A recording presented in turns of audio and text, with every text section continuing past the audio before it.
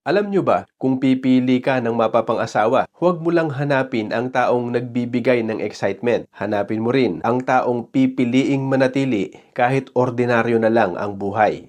Sa umpisa kasi ng relasyon, exciting ang lahat. May kilig, may surprises, may mga bagong karanasan. Pero ayon sa psychology, natural na humuhupa ang excitement habang tumatagal ang isang relasyon. Hindi dahil mali ang tao, kundi dahil nasasanay ang utak sa mga bagay na paulit-ulit nitong nararanasan. At dito nagkakamali ang marami.